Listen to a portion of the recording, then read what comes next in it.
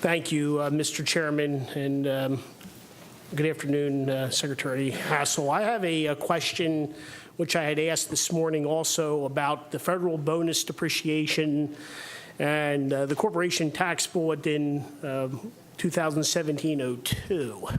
And the Federal Tax Cuts and Jobs Act of 2017 provided a schedule for bonus depreciation over several years, initially permitting a 100% bonus depreciation for property placed in service after September 27th of 2017. I know you're aware of this.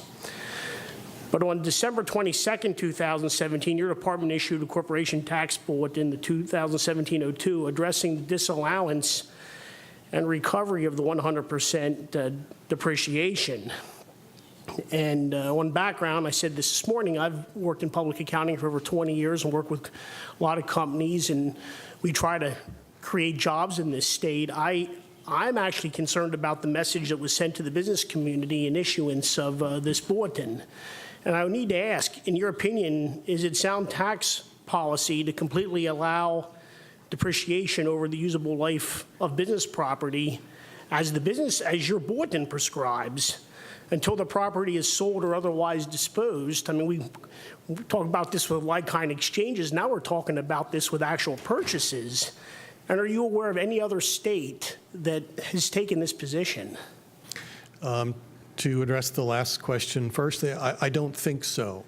But let me back up a little bit. We're working with the statute that was adopted in 2002 in order to decouple Pennsylvania corporate tax from the first version of bonus depreciation that was enacted by the federal government.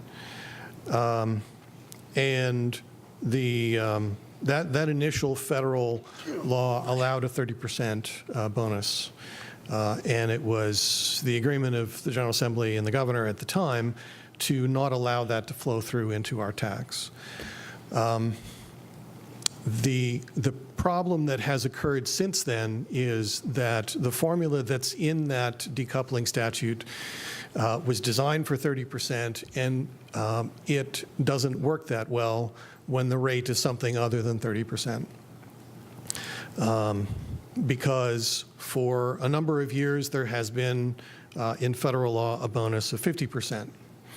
And we still have had this statute that says, well, you add back the 50% bonus, but we're going to allow you to recover that by scaling up the remaining depreciation by 30%. So the formula that's in the statute doesn't work that well with a bonus that's other than 30%.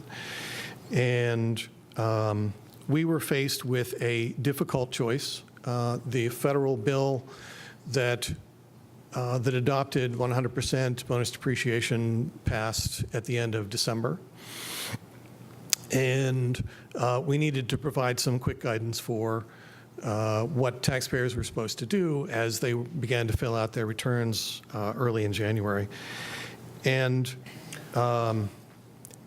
it is not within our ability as an agency, it's not within our ability to fix this formula that's in the statute.